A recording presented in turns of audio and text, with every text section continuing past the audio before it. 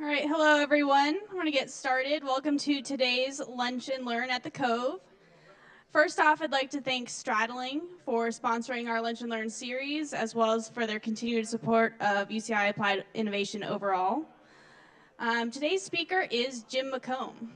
For more than 30 years, Jim has served as senior executive roles in finance, marketing, and strategy with several banking and financial service firms.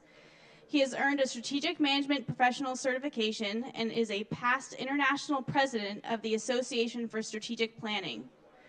Currently, he is the managing director of Wildcard Strategy, advising boards and management teams on strategy and planning and on forecasting and preparing for wildcard events, technologies, and circumstances.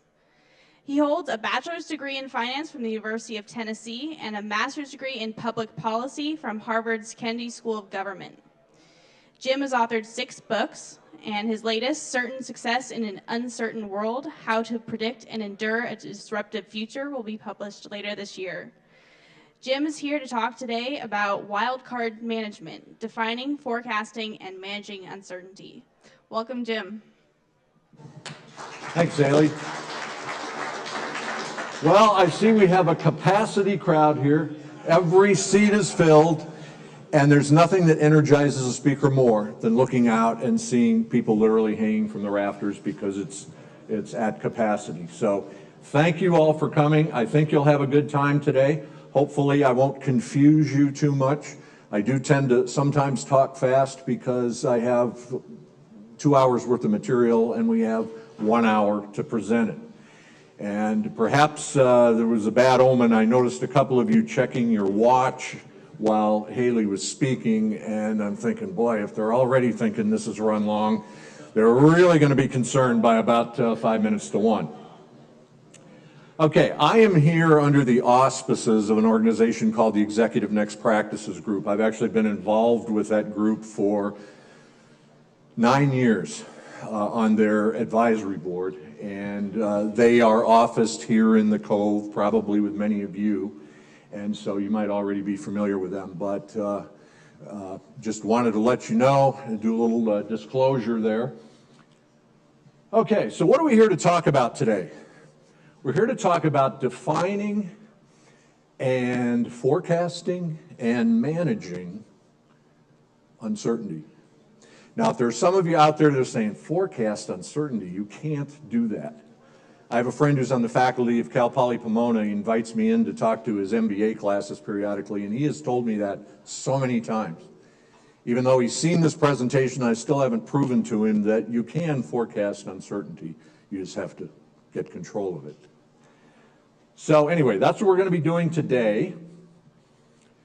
Uncertainty is the unknown. Now, you know, I hear speakers all the time when they talk about uncertainty, they'll say, we're entering a new era of uncertainty, or uncertainty is the new normal. You will never hear me say that, because I believe that ever since ancient man and woman woke up for the first time and went, oh, what is that blazing thing in the sky?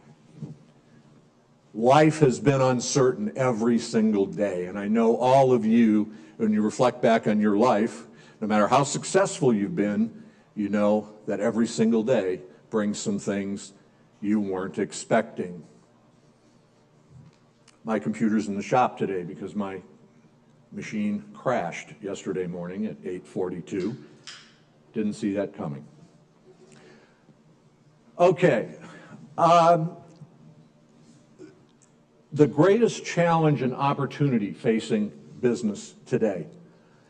I almost didn't put the word challenge there because when we think about uncertainty, we all always think about challenge. Pops into our head, oh, the bad stuff that's going to happen. But I view even the bad stuff as an opportunity to do something different, do something better, do something less expensively, do something more efficiently, that in the end can wind up making you more competitive. Give you an edge you didn't have before that you never would have figured out if you hadn't been forced to figure it out because something bad happened to you.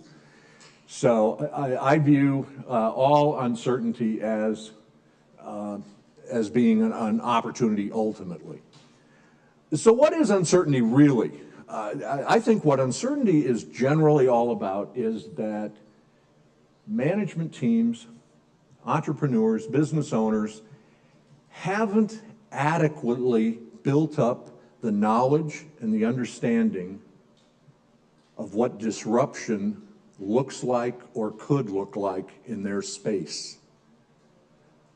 We're so busy focused in on our vision, our ideal future vision of our company that we did in our last strategic plan, that we're not even thinking about the things that we don't even know about. You know, and what is uncertainty? It's 3 U's.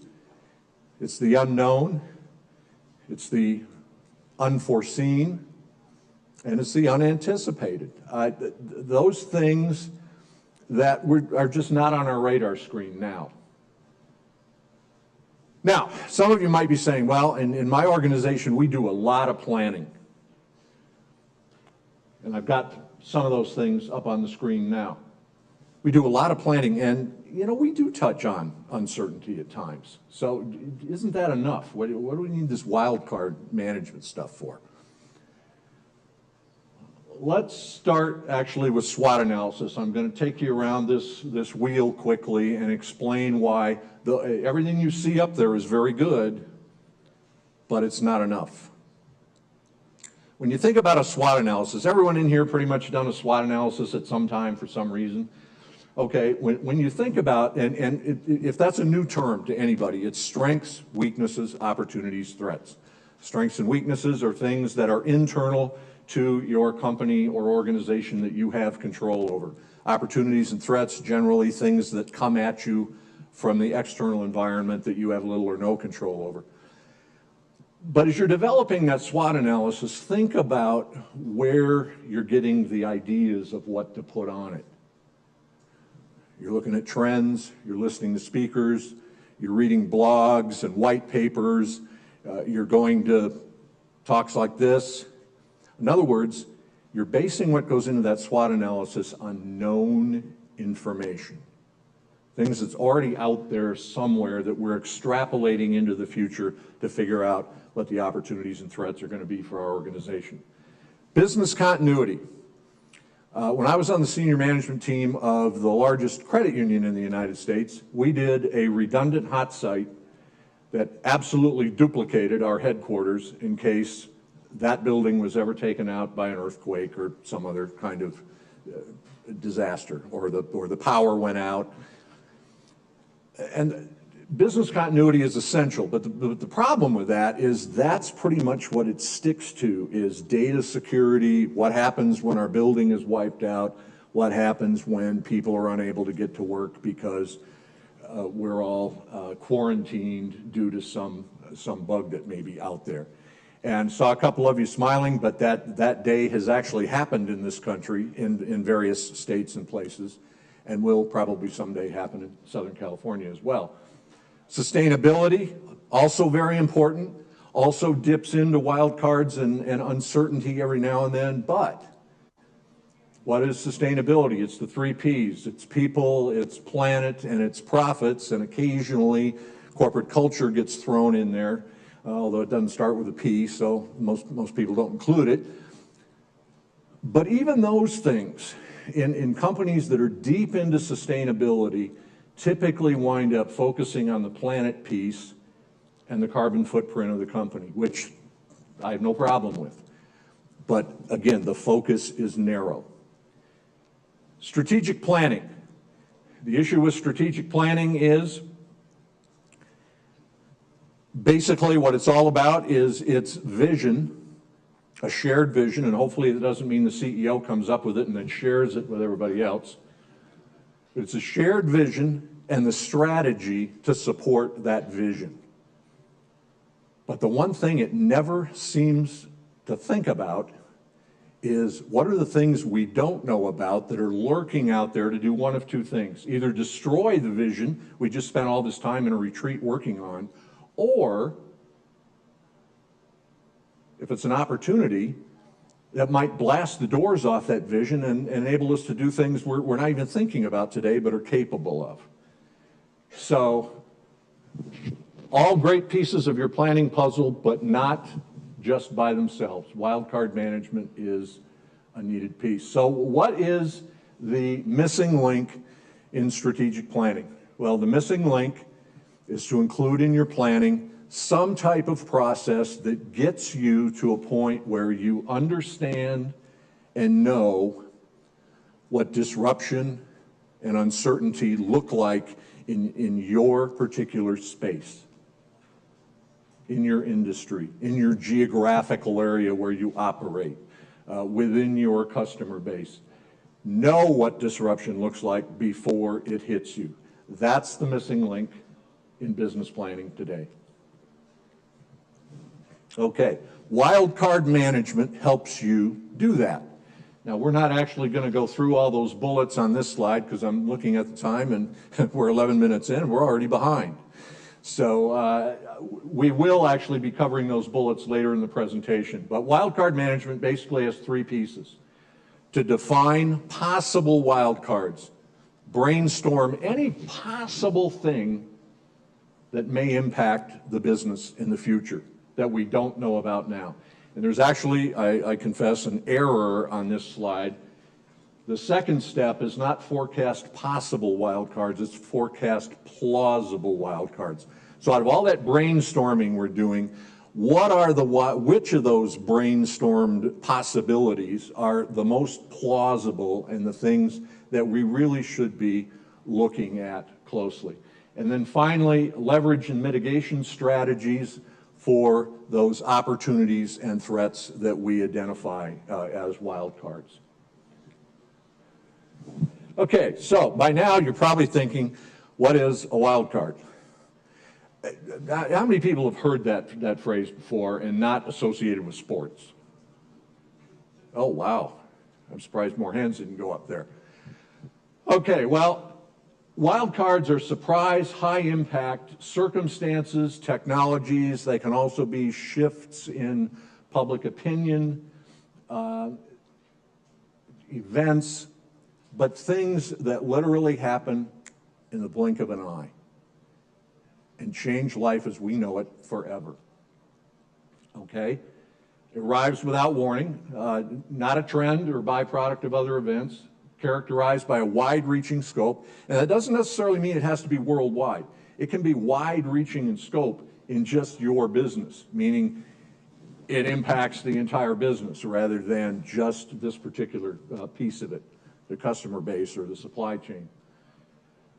It's characterized by rapid change. You really don't get a chance to think much about it.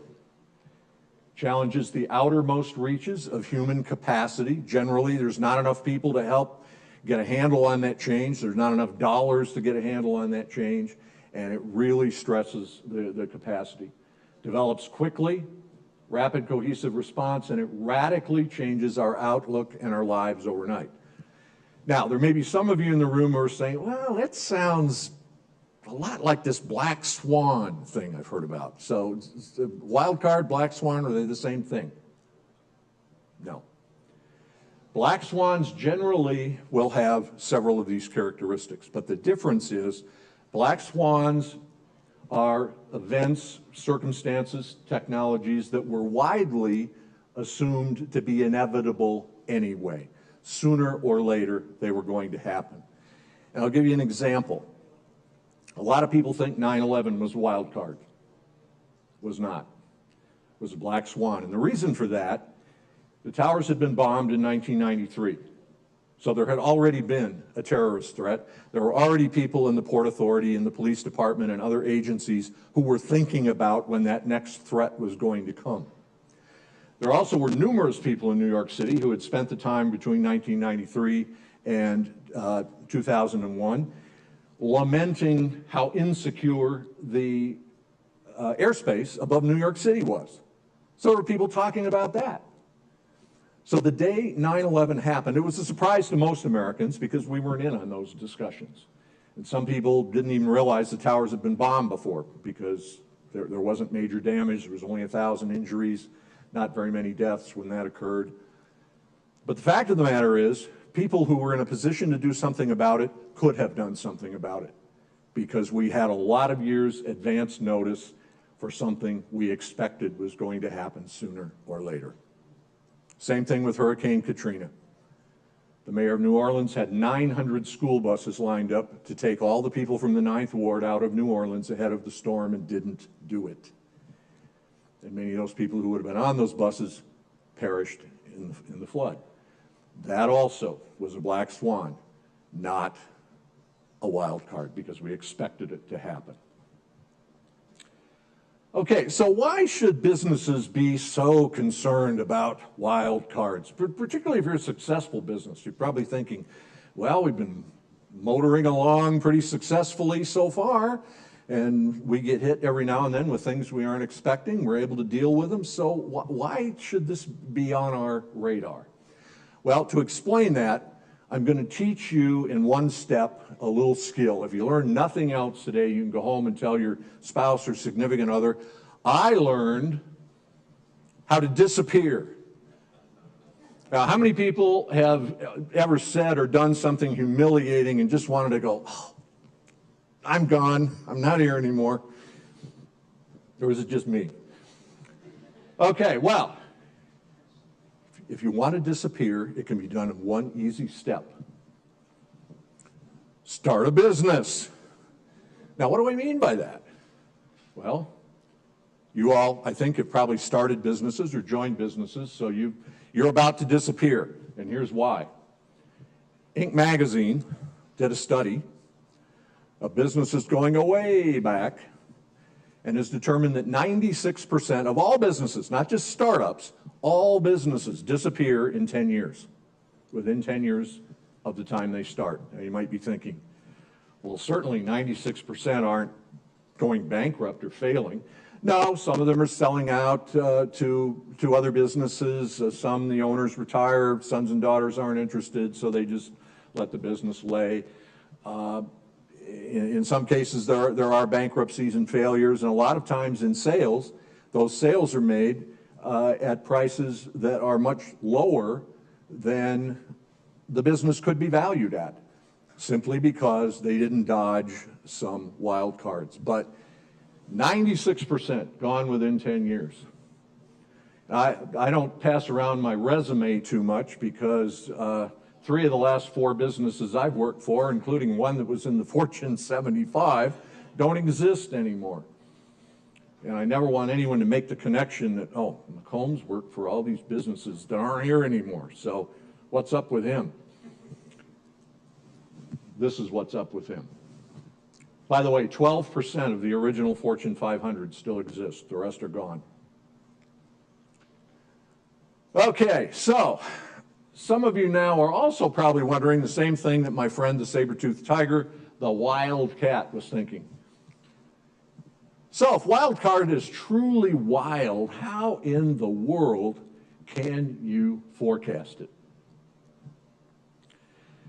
Well, a friend of mine in Washington, D.C., who has done a lot of work with wildcards over the years, named John Peterson, once said, we need to think about uncertainty with certainty.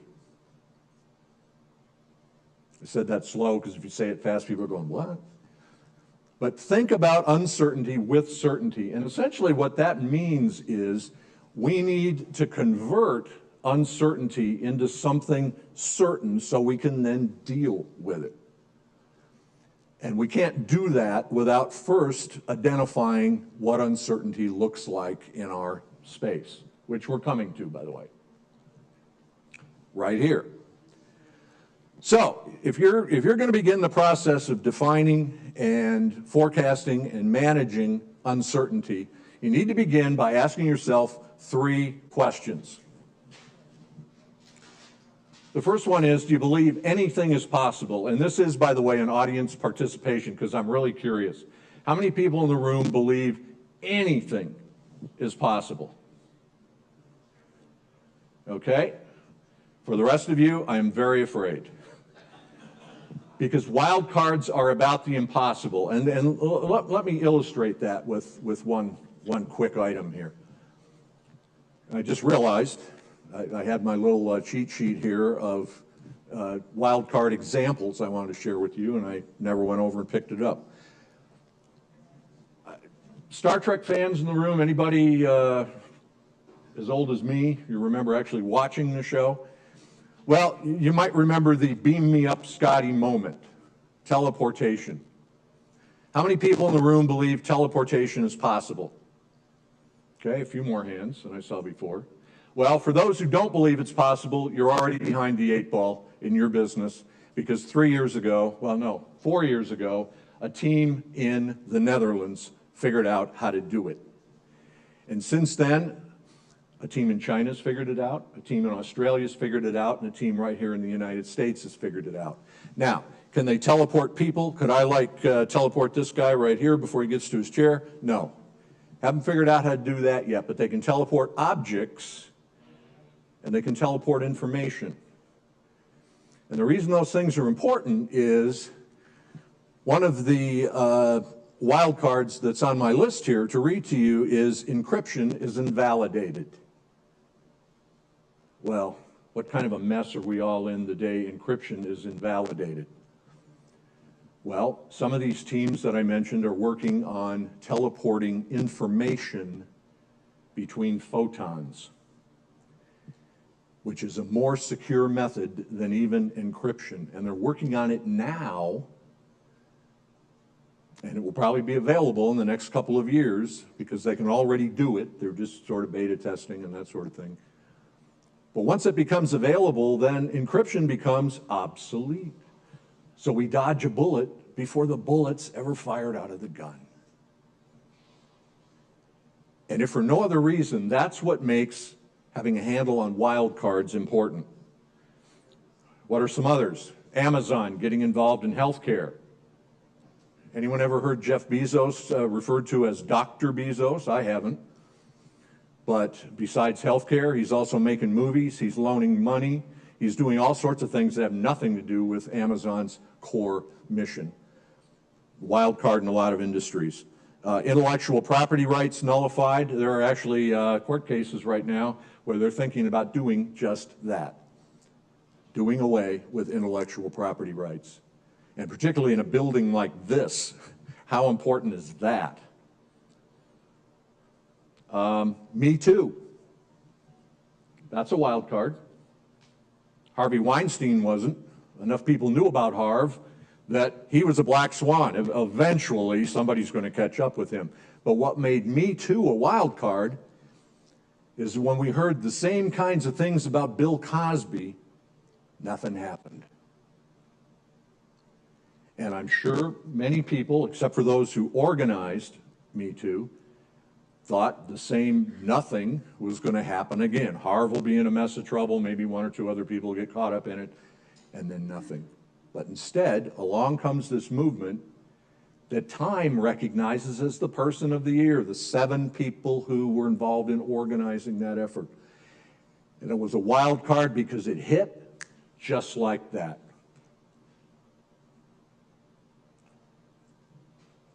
Okay. What would have to happen to render your business or your industry obsolete in the next 3 to 5 years? I ask every potential client that question. I ask people at meetings like this as I'm circulating around, just shaking hands, that question. I normally get 2 answers. People will say, I can't think of anything. We won't be obsolete. I bet the folks at Kodak were thinking that same thing before the rug got yanked out from under them with digital photography, which they, by the way, developed. So anybody in this room can be obsolete. How many travel agents do you know these days? They're still out there, but there aren't very many. Bank tellers are probably the next group that's going to be obsolete. My bank, Chase Bank, now installing kiosks. You don't even have to see a person when you walk into the branch. I do because I feel sorry for her. They have one teller who's there who has nothing to do. And so I walk in and instead of using the kiosk, I'll go talk to her just so she'll have something to do. Third question. Oh, and the other answer I get to that is, I don't know. Now that may seem like, gee, that person's clueless, but that person is actually less clueless than the person who said, Nothing's going to make my business obsolete, because at least the person who says, I don't know, is acknowledging the possibility that there could be some things out there that will make them obsolete. They just aren't aware of what they are yet. So in my view, they're already a step ahead. And now we're going to flip it over to the positive side. What would have to happen in order to increase your revenue, profitability, customer base, any other way you define success in your business, tenfold or 20-fold? And if you're looking at that going, well, we already do that now in our business, we're super successful. All right, change that to 100-fold. I don't care what the number is, but something you're incapable of doing today. What would have to happen in order for that to occur? Okay, so here are some sources of wildcards, and what we're going to do next with the answers to questions 2 and 3. Question 1 is just to make sure you're in the right mindset to do this process in the first place. Question 2 and question 3, the answers to those are going to help us develop that brainstormed list I mentioned earlier. Now, I have a matrix that essentially deals with the items that are on the next 2 slides. I didn't put the actual matrix on a slide because it would be so small that even the folks in the front row here would be going, I can't read it. So instead, if you could just imagine an Excel spreadsheet, or imagine a blank sheet of white paper, and across the top, the column headings are this: external sources of wildcards. Wildcards that could come at us from the environment somehow.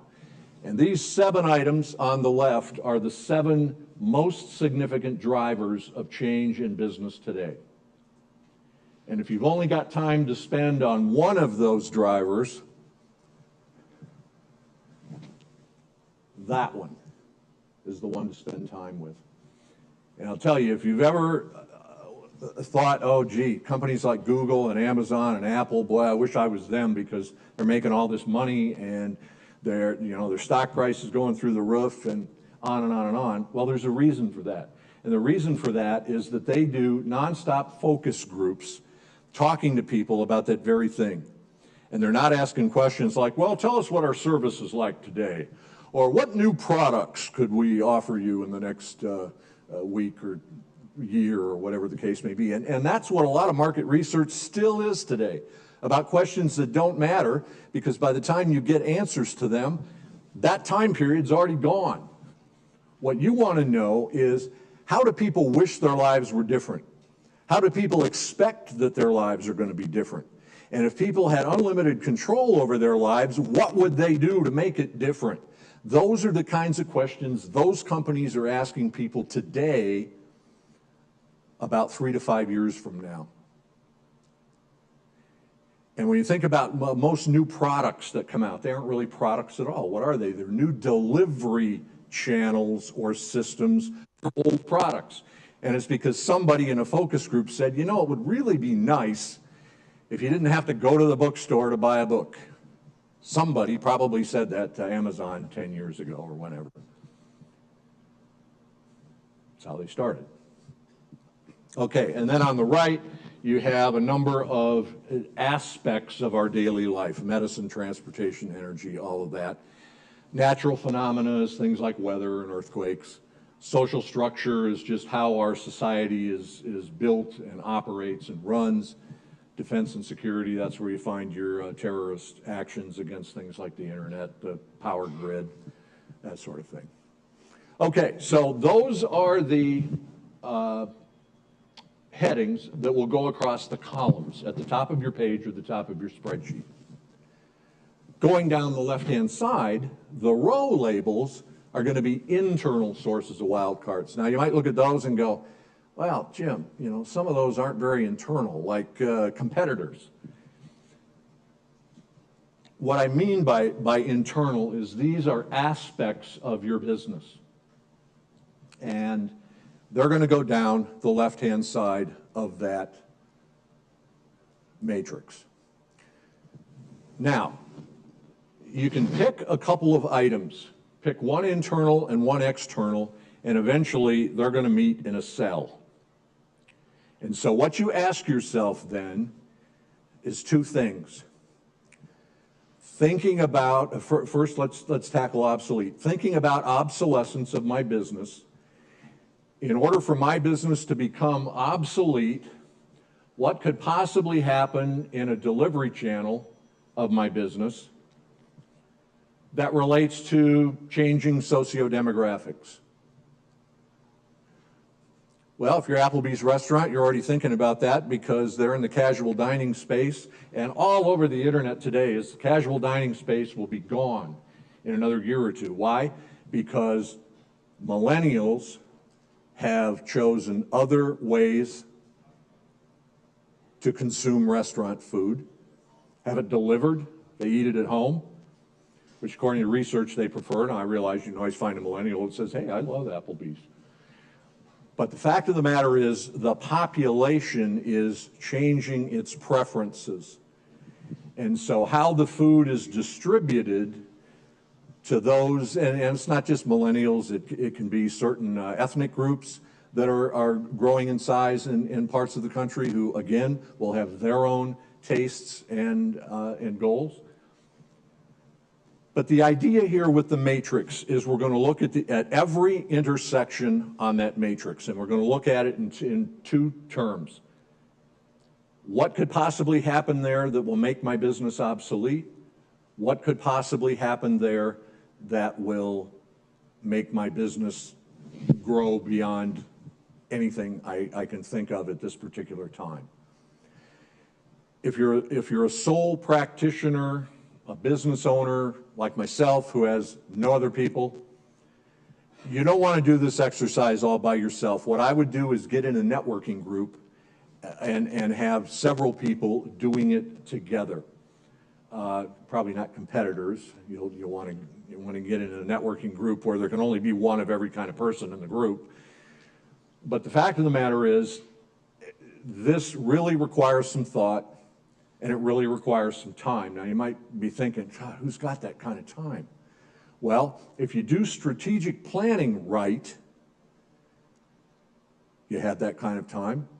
These 2- and 3-day retreats that people go on. If you strip the golf and all the fooling around away, and you actually spend 3 days working on a strategic plan, it doesn't seem like a bad investment when you consider the vision that you come away with and the strategy that will make that vision happen and make you wealthy. Same thing here. It's going to take a little bit of time to do, but it's going to be worth it in the end. Okay, let's see. We already talked about that slide. Bringing it all together. Reflecting on your possible list of wildcards, we're going to build a couple of scenarios. So we're going to take all of those wildcards that we've brainstormed in the matrix, and by the way, every cell in the matrix doesn't have to have something in it. You may very well look at an intersection and go, I can't possibly think of anything that would be either an opportunity or a threat that is not known now.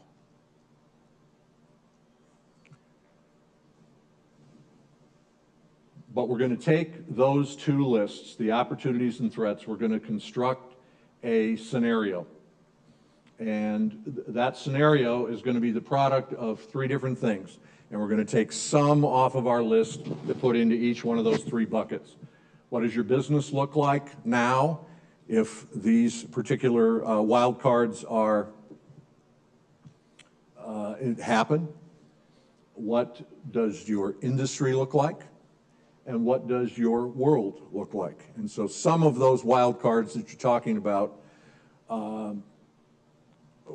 could be contributing to more than one of those inputs, but not necessarily. It occurred to me maybe it's appropriate here for an example, just so you can tie things together. And since time is limited, I would tell you this, that you are welcome. My contact information is on the first slide. You are welcome to call me anytime and say, I've got a couple of questions that we really didn't have time for last Friday, so could I bounce some things off of you? I'm happy to do that. There's no charge for it. The whole reason I'm here is I want people to get as excited about this as I am because it's important. But one example might be, let's say you're a car insurance company and your answer to what could possibly happen that would make me obsolete if I'm a car insurance company. Well, car insurance becomes obsolete. Now, what could possibly make car insurance obsolete? No more cars, exactly. And so we follow that line of reasoning. Okay, what could possibly take away either entirely the need for cars or maybe as a first step, the need for most cars? Well,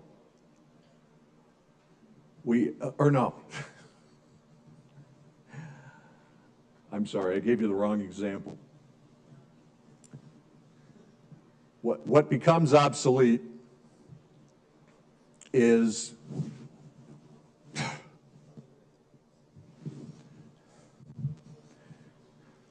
I can tell you the wild card.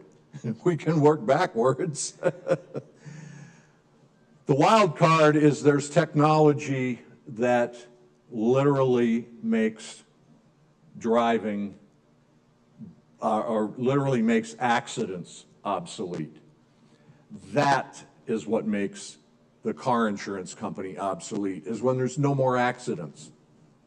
Now, it could be there's no more cars, but no more accidents. And that becomes the wild card, as technology exists that totally does away with accidents.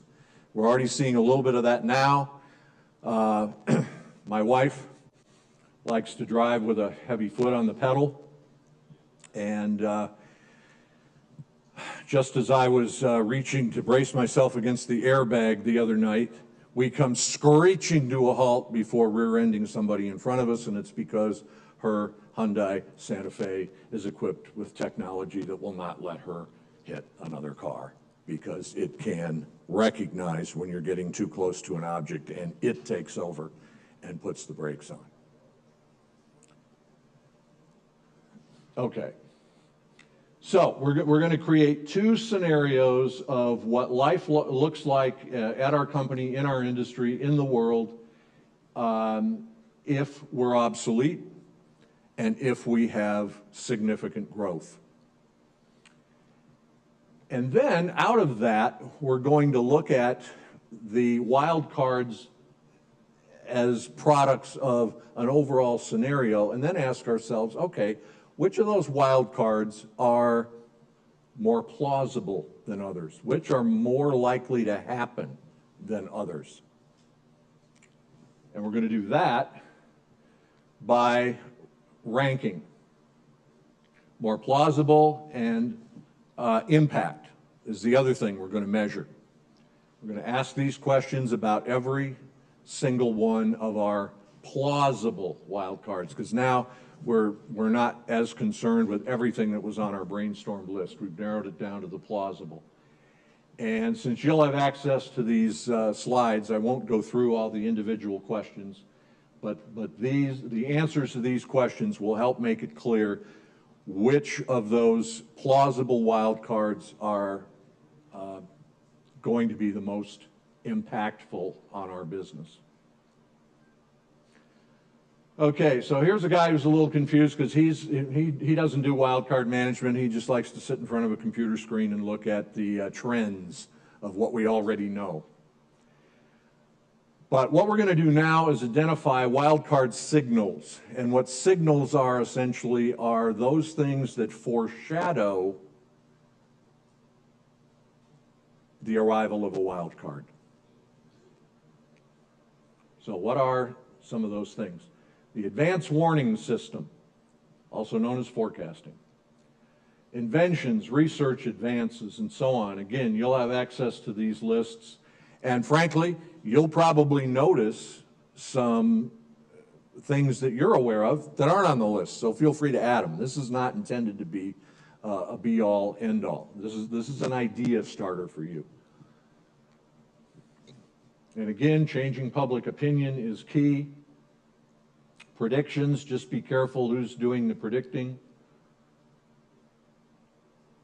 And some of these things, frankly, we're seeing a little bit now. Failure of societal institutions, Congress, the church, law enforcement, all societal institutions that have had some problems recently. Okay, so how do we find out what those signals even are? As we go to the advanced warning system, what we're going to be doing then is we're going to be looking at these various inputs.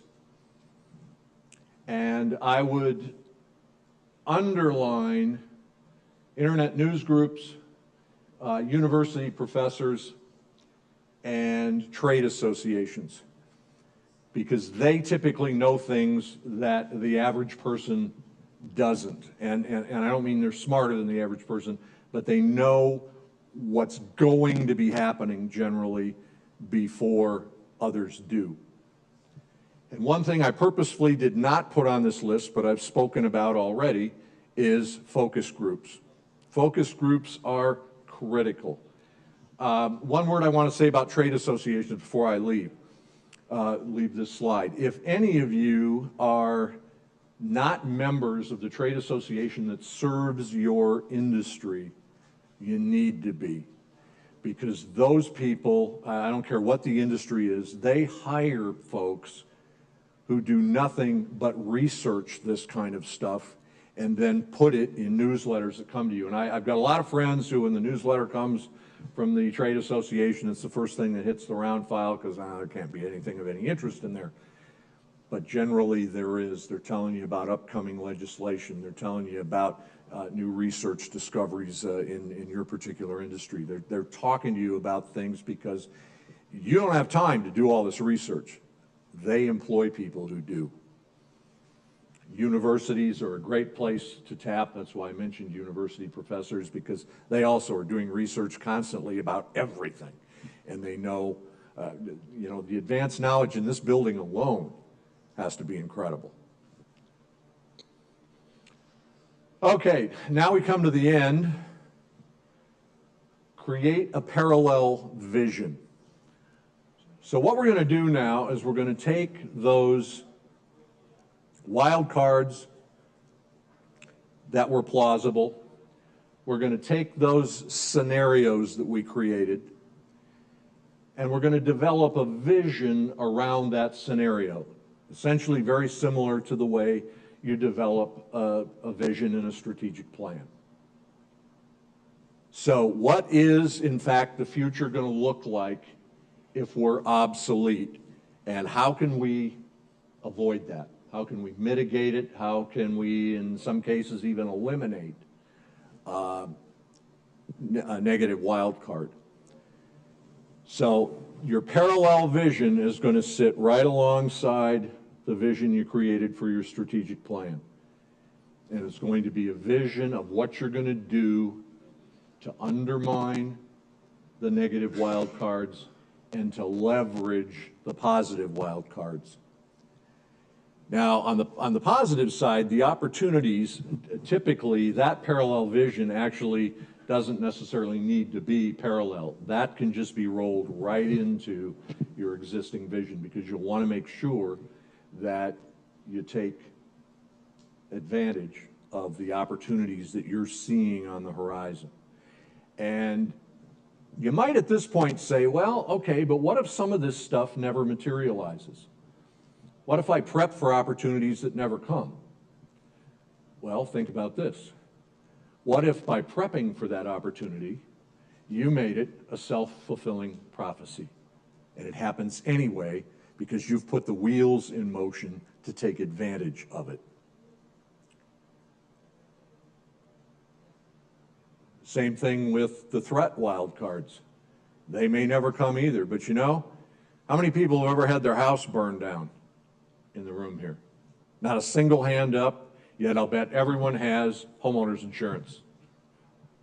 and you keep buying it every year, even though your house is still standing, you keep paying for car insurance every year. I'm 64 years old. I've been driving since I was 15. I've had exactly 0 accidents, and I've lived in 10 different states. Never had an accident. And I know other people like me, yet we keep paying car insurance because it might occur. So it's a good investment anyway, because companies that are prepared are the 4% that are still here after 10 years. And then in terms of the strategy and in terms of action steps, you just do that the exact same way you do it for your strategic planning process. There's nothing different there. There's only one way to formulate strategy, and you do it the same way for those parallel visions. And the opportunity vision morphs into your strategic plan vision, and the other parallel vision essentially works itself out of a job eventually as you execute the strategy to mitigate those wild cards. Now I have 12:46 and 52 seconds, so I'm actually only about a minute and now 57 seconds behind schedule. I know there are a lot of questions because I'm looking at the faces, and people are kind of looking like Tucker Carlson does on Fox News. If you've ever watched him while he's interviewing somebody, he's over on his side of the split screen going, like, I can't believe it. And so I've seen a few Tucker Carlson faces out there, and I don't know if it's because I'm not, I'm moving quickly. Am I not explaining it thoroughly enough? Or is there another question you have? Yes? How do you account for blind spots in this process? Like, how do you reduce the likelihood that people are going to have some blinders on this?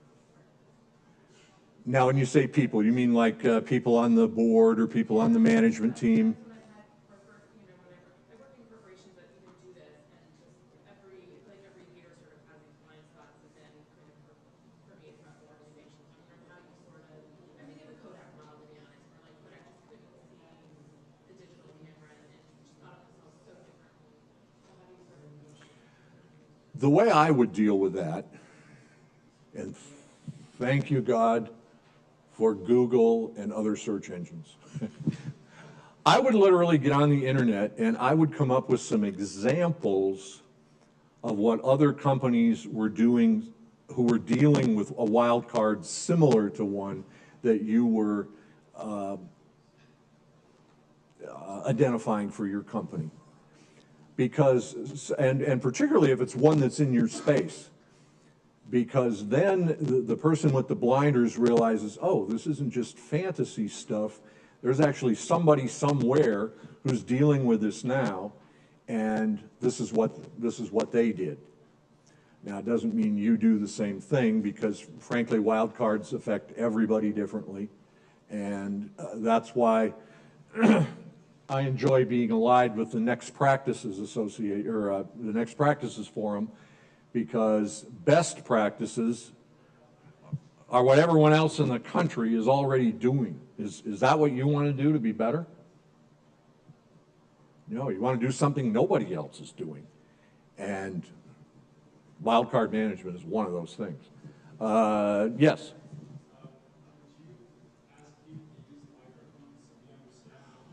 Oh, I'm sorry. That's a wild card. No, I anticipated that question. Black Swan. Now, her question was, what do you do about people who have blinders on, either people who refuse to believe that a particular item could be a wild card, or people who just have a lack of background or information or whatnot on that particular topic and just think, no, I don't think. So did I sort of characterize it right?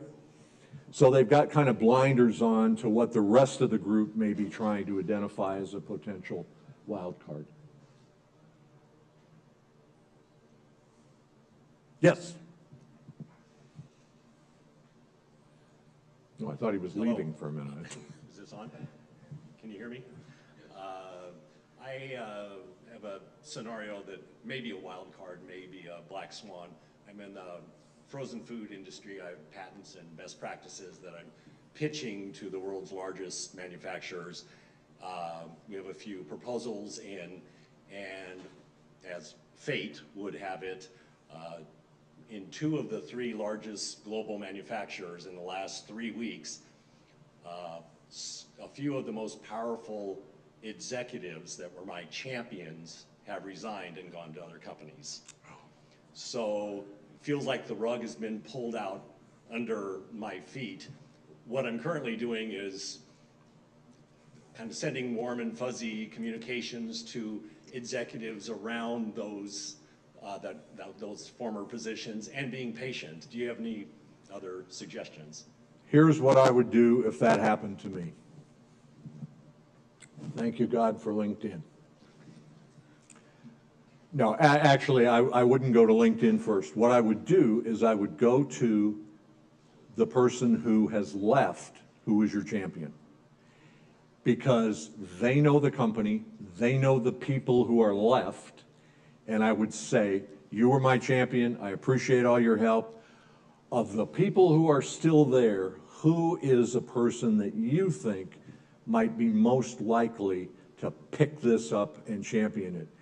And if you do that, not only are you going to probably get somebody who's sympathetic to your cause, but you're also going to have a warm lead to that person, because you can call them and say, you know, Jim McComb suggested that you might be someone who was really interested in this product, because at one point he mentioned the 2 of you had a lengthy discussion about this. And so that gets you back in with somebody who's already there.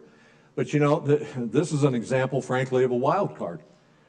I mean, anyone you're working with at any time, anywhere, can be gone tomorrow.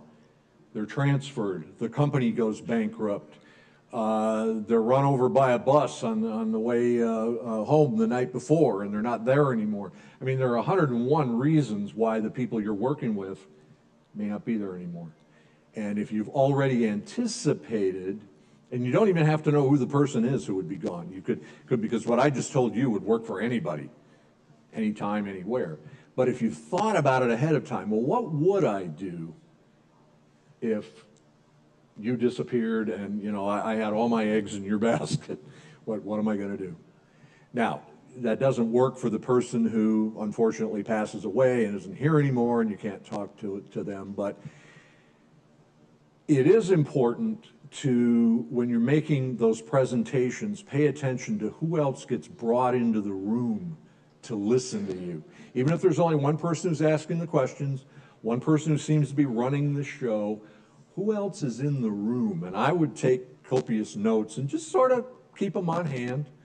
And if it looks like it may be a close decision, then you can get on the phone, lobby. Hey there, McComb, I noticed you were in the room. You didn't have a chance to ask any questions. Not really sure if, you know, you like my product or not, but I just thought I would touch base with you, see if there was any questions I could answer, additional information I could provide specifically to you. If you've got some specific questions, cultivate those people even ahead of time. Because even if the head person doesn't leave, there may be a vote in that room at some point, and the more votes you have, the better.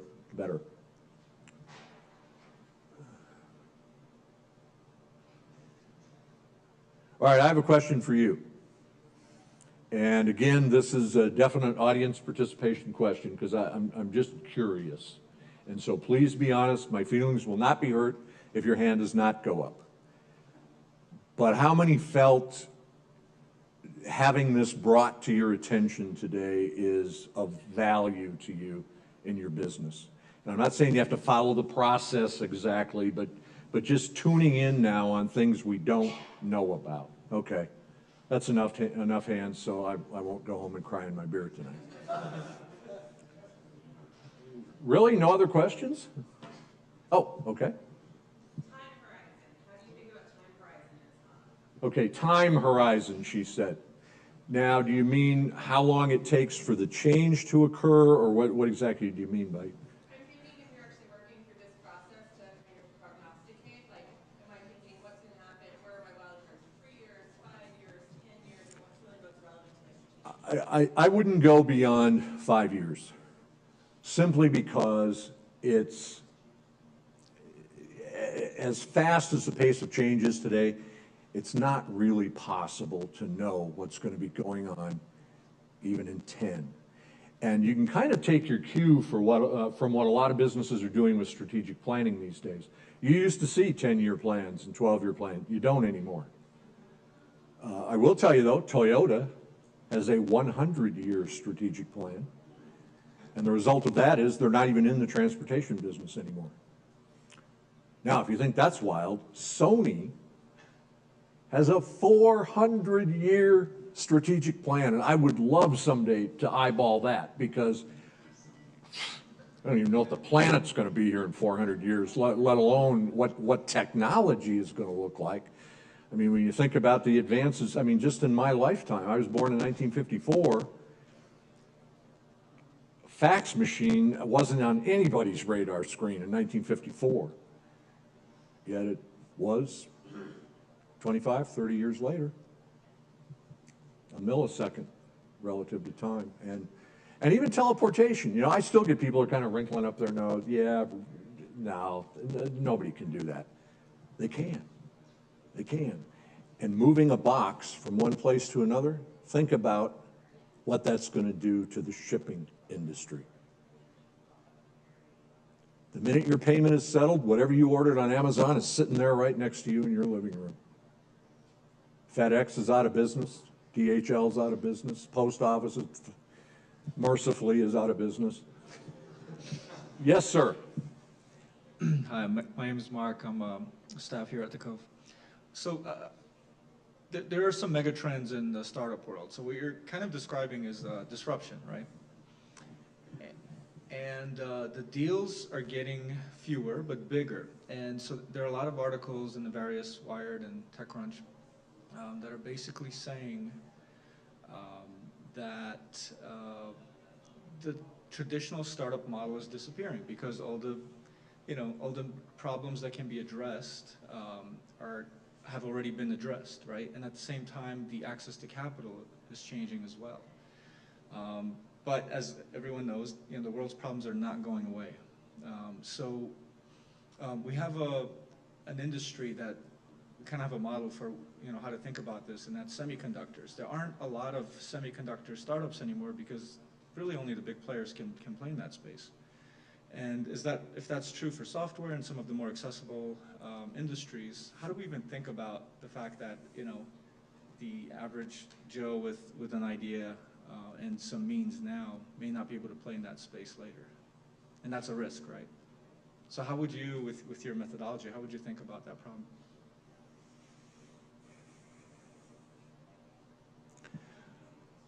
I think if I were the average Joe, I would be trying to get into a facility like this. And perhaps what I'm about to say is going to show my ignorance of how this whole entire operation works.